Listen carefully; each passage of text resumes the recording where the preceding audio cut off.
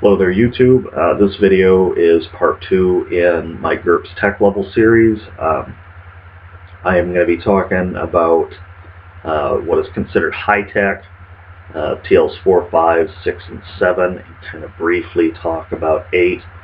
That might get its own video. That's something kind of different. A few things I want to clarify. One is, what edition do I use? People keep asking me that. I use 3rd edition revised. I know there's a 4th edition.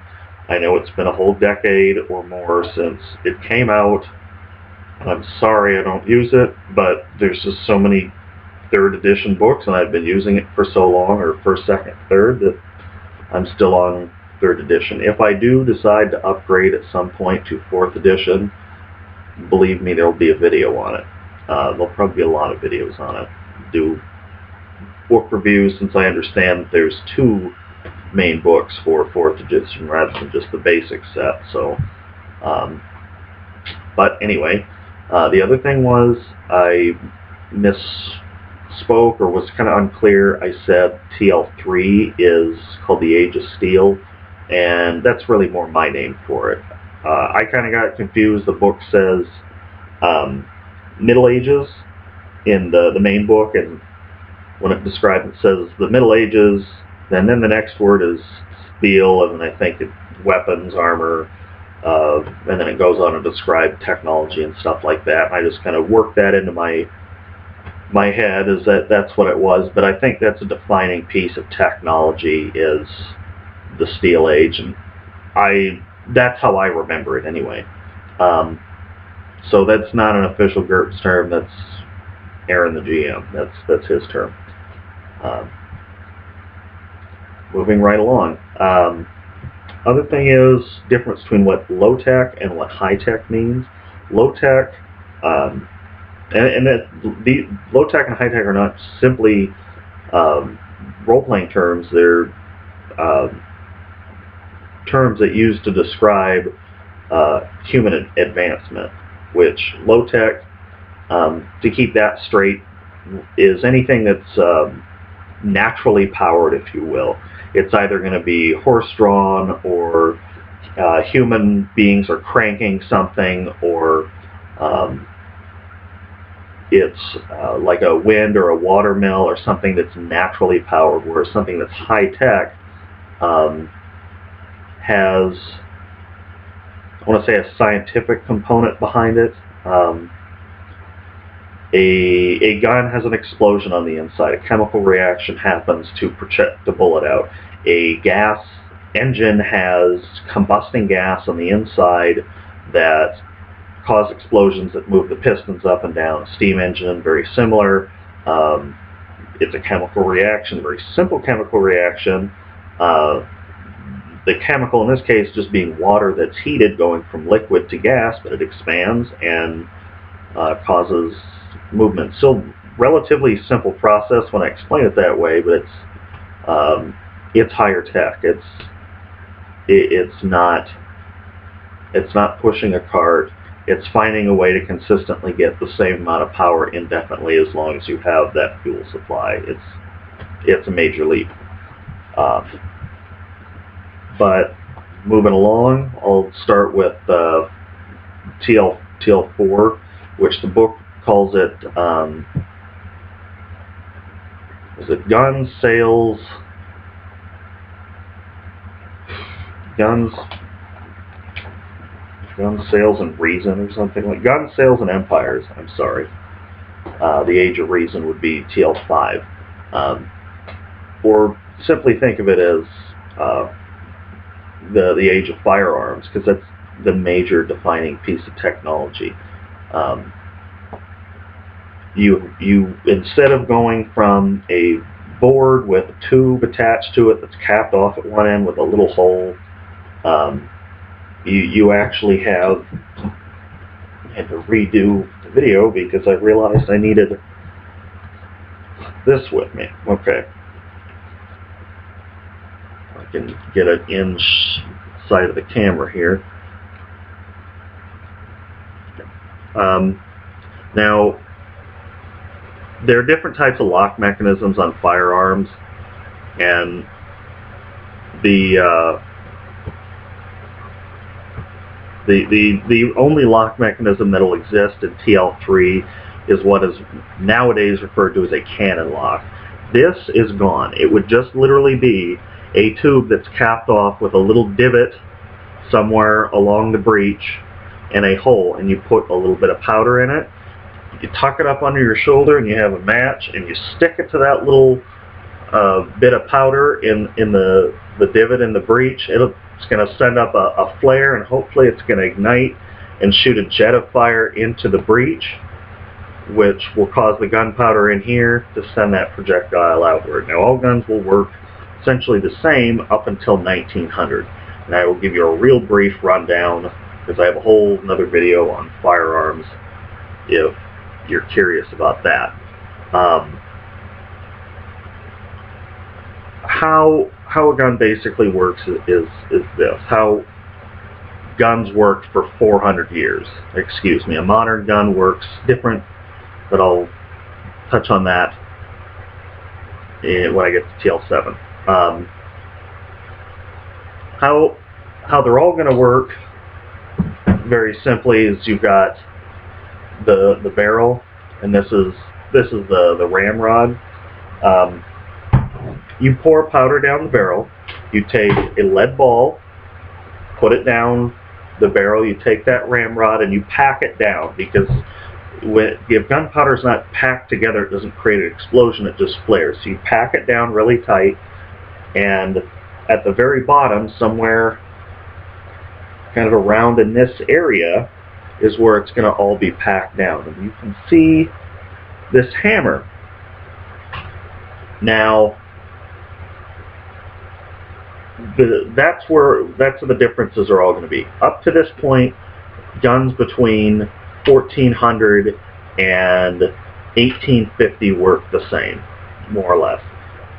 So you got all that packed down, and you'll have major lock types for TL4 are going to be the match lock, the wheel lock, and at the end of TL4 you have the flint lock, which a lot of people would recognize. Now, a match lock, instead of this mechanism right here, you still have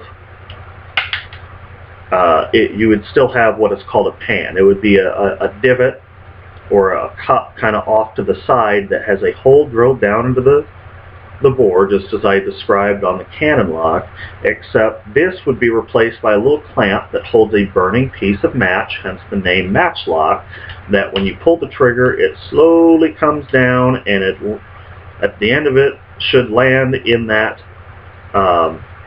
in the pan and set that gunpowder on fire, and out goes your projectile. A wheel lock, which is a much more complicated lock mechanism, some of the younger people watching this might not remember these, because I think they're dangerous toys. But as a kid, I remember these ray guns.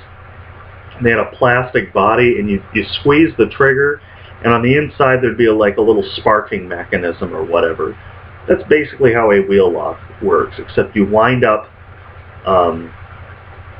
with a key, and when you pull that trigger, so the winding up mechanism keeps it in tension, and when you pull that trigger, two pieces of metal rub against each other real quickly. The wheel spins around, and it'll shoot sparks into that pan the same way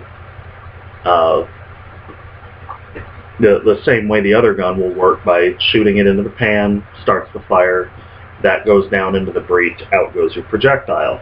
The nice thing about a wheel lock is you can load it and it'll be ready to fire. It's primarily used, because it's an expensive gun to shoot, it's primarily used by very wealthy hunters or hitmen, because you can't do that with any other type of gun for hundreds of years, having it loaded and ready to shoot just at the draw. It usually would be like a self-defense pistol or something an assassin would have if they're going to hit somebody or execute somebody without without having to load it right there at the moment. You can't just be like, oh, hold on a second, I've got to prime my pan, give me a moment. It's not going to work. The other guy's going to pull out his rapier and stab you. And the other type of mechanism at TL4 is going to be a flintlock, which is very similar in mechanism to the other two, because it takes parts of both. But the major difference is that hammer, instead of clutching a burning match, it works by taking flint and steel and having them. The hammer will clutch a piece of flint and it'll slap against a piece of steel, which will cause the spark, similar to a wheel lock. Sets the pan on fire, which shoots it into the bore, and once again, out goes your bullet. So those are the three main type of firearms. This is a cap lock, but for demonstration purposes. So those are the three big types of firearms that progress through TL4, and they are increasingly more difficult to design and develop. But as I just described, it's a lot simpler going from a matchlock where if it's raining, you can't shoot it.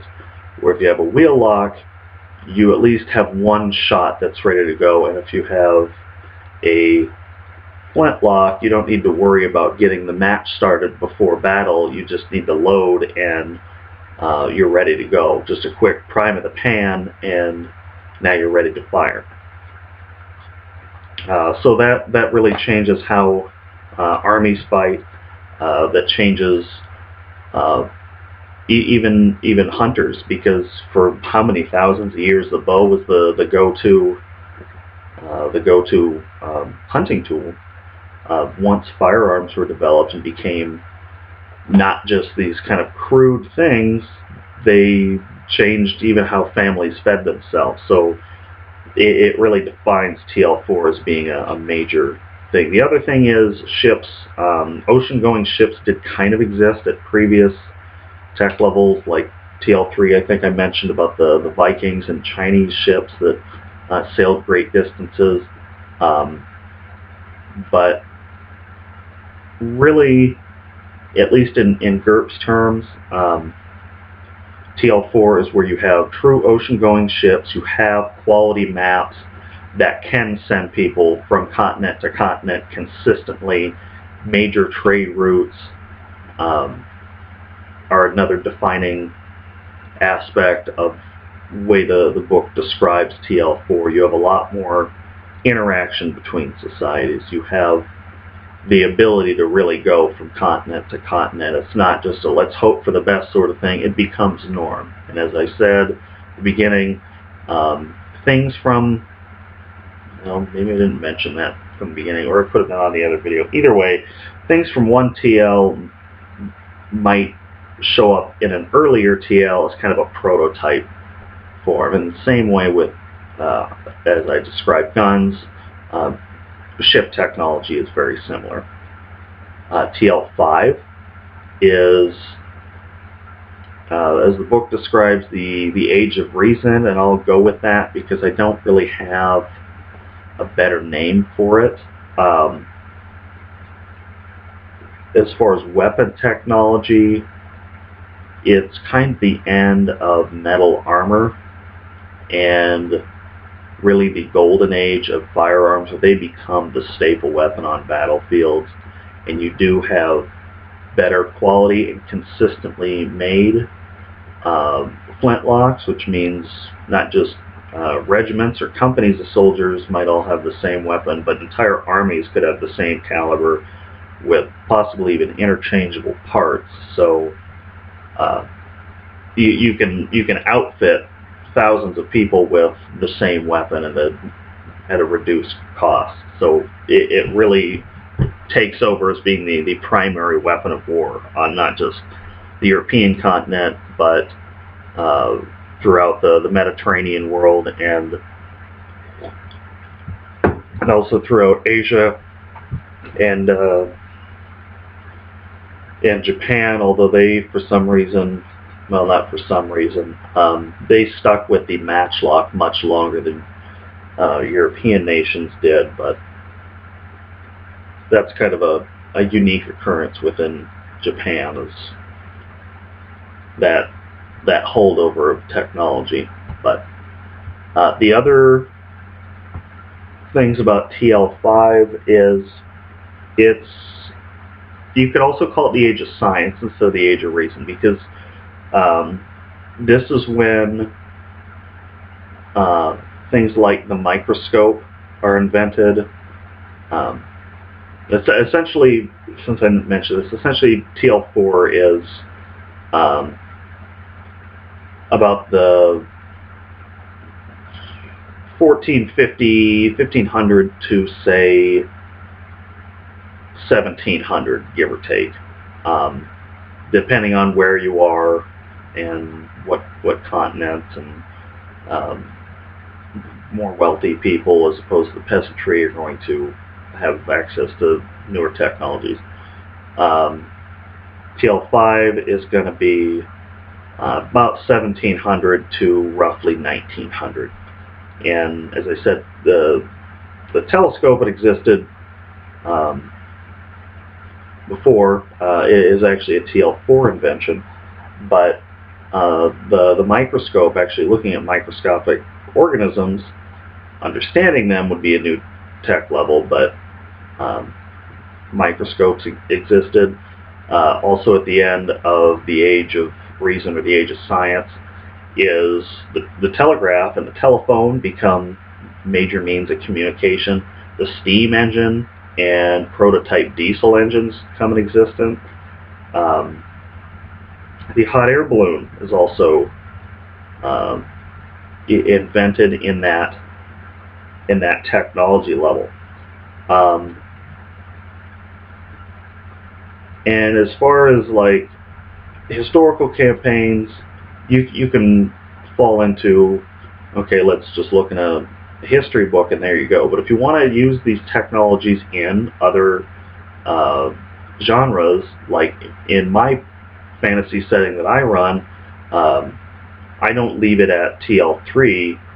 I let the more intelligent races like elves and dwarves,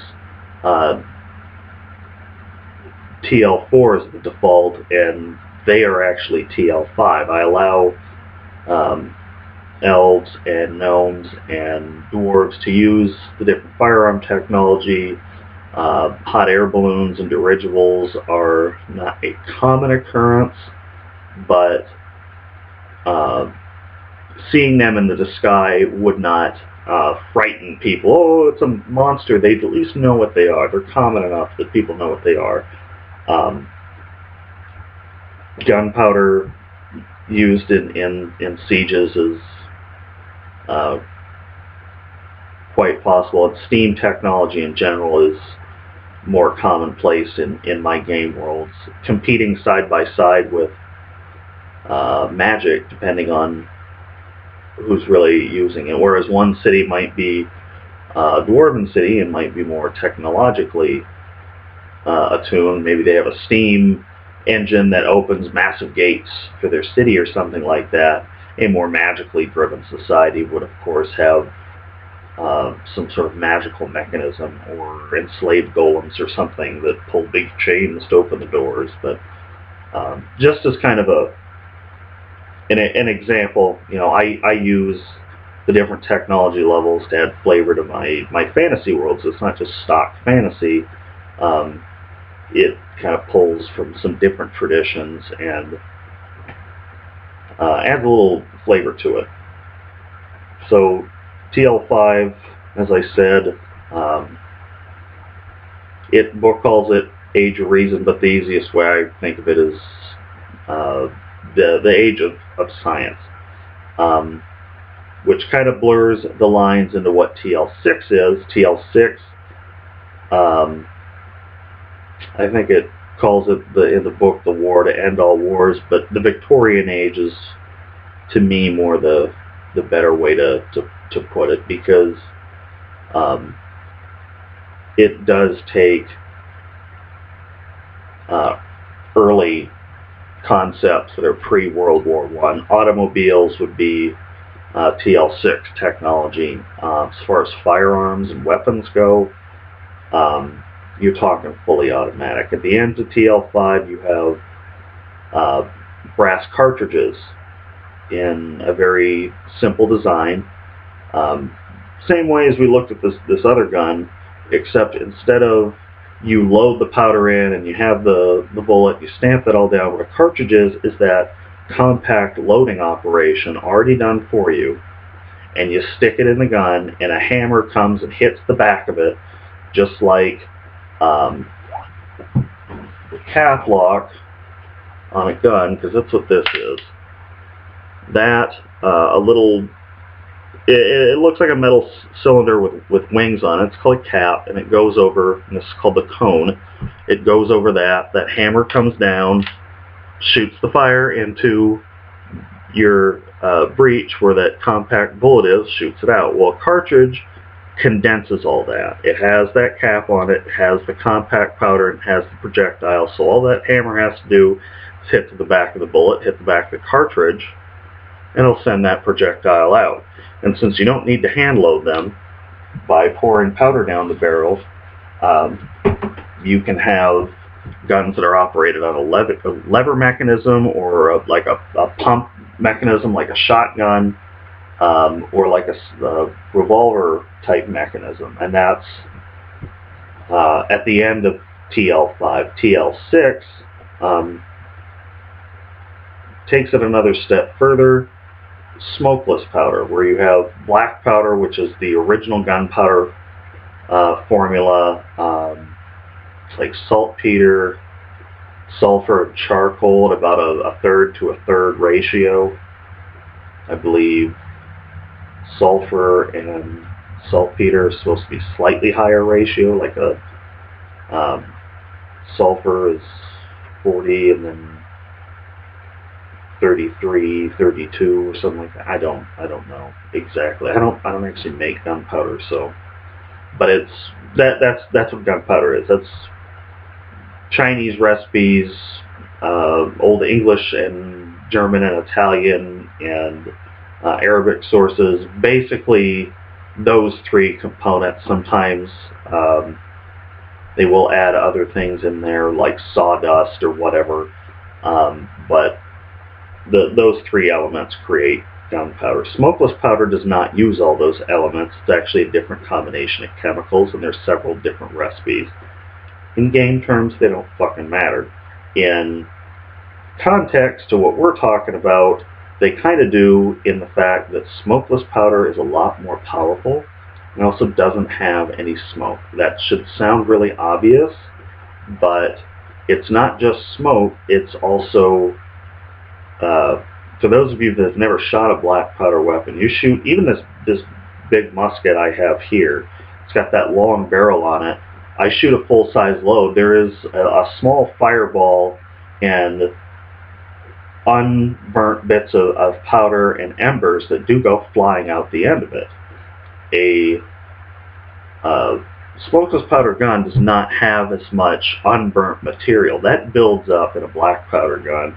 Smokeless powder gun does not have that problem, and you can create automatic weapons that fire hundreds and hundreds of rounds because they're not being fouled up by all this extra unburnt material. So that's the major innovation of TL6, at least in terms of personal weaponry are going. TL6 also does cover atomic weaponry. That I'm not going to go into detail on. The book actually does. This book actually has several pages on the making of a nuclear weapon, at least in the context of a game, what skills you'd need, things like nuclear physics is an actual GURPS skill, and if you have it at the required levels, along with high mathematics and security clearance to get the proper equipment, it is theoretically possible in GURPS, in the right game world and setting, to make a nuclear weapon. It has, in this book, it also has a whole chapter on explosives that go from several different types of chemical propellants, whether it's nitroglycerin, TNT, straight gunpowder, atomic explosions, or other chemical combinations. It has formulas for yield. As far as actual radiation rules, that would be another book. Space has rules on radiation, but in most instances, if your character is dealing with nuclear weapons, chances are they're probably going to get killed, or they're far enough away that they don't have to deal with that stuff. One would hope, anyway. Other things in the Victorian age, the early 20th century, his TL6 is supposed to represent roughly between 1900 and 1950. And it is kind of the consumer age too, if you want to think of it that way. Other pieces of technology that come into existence are night vision, radar. I didn't mention this. The gas engine really changes things, not just in automobiles, but it also means airplanes. There's a whole infrastructure that didn't exist in the previous technology level. Yeah, you have seaports, and yeah, you have dirt roads, and maybe some stone roads, remnants of Roman roads, new roads being built. TL6, you have paved roads. TL6, you have not just telephones and telegraph lines going from major cities. Now they're going out to small towns and that sort of thing. So it brings the previous technology to the common person, and it allows more advanced technology. This is repeated kind of in all tech levels, but in TL6, that's kind of its major hallmark, is it is a vast infrastructure for the distribution of not just technology, but goods in general. And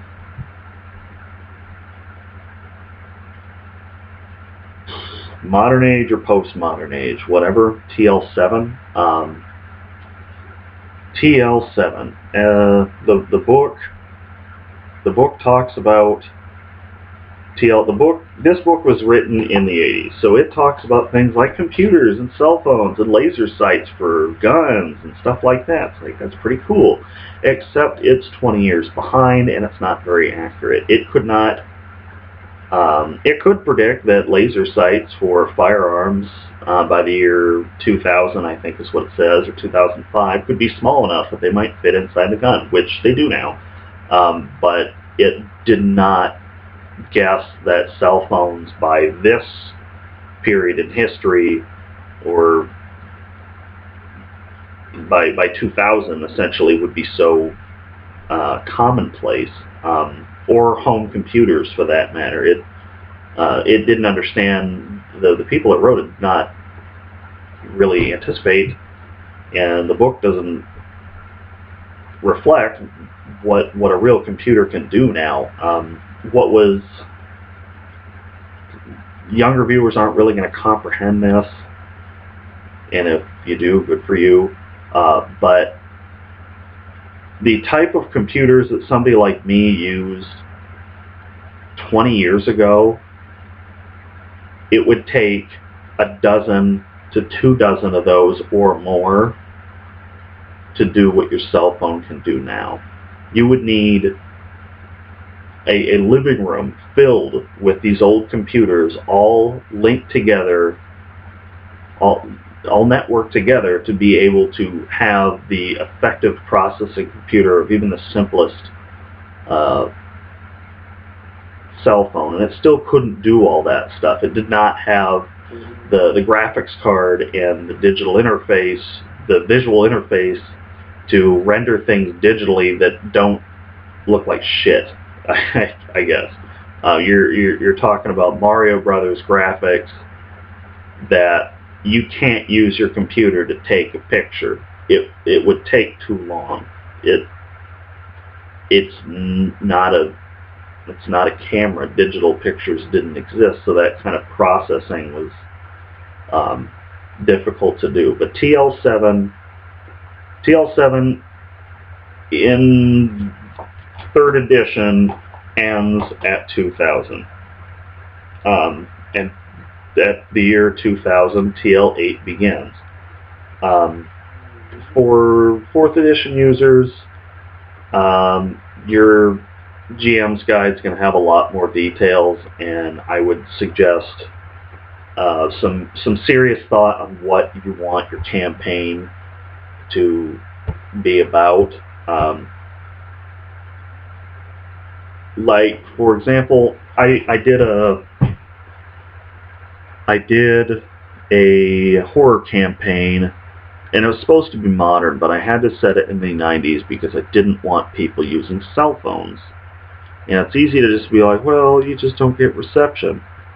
But I didn't want them to exist. I didn't want people to think like that, because it really takes away from the creativity if, well, I'm just going to use the app on my phone, and they're not even role-playing anymore. They're just, I mean, I find it annoying when somebody uses their cell phone when they're talking to me, and now their character's using their cell phone, and they're not even role-playing. They're just doing what they do on a normal day. They're just pretending to be somebody else while they're doing it. I don't know. It doesn't seem as creative to me. But it's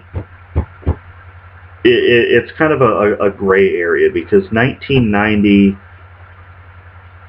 to 1980 is quite distinct. Whereas a phone used to be the size of a shoe, by 1990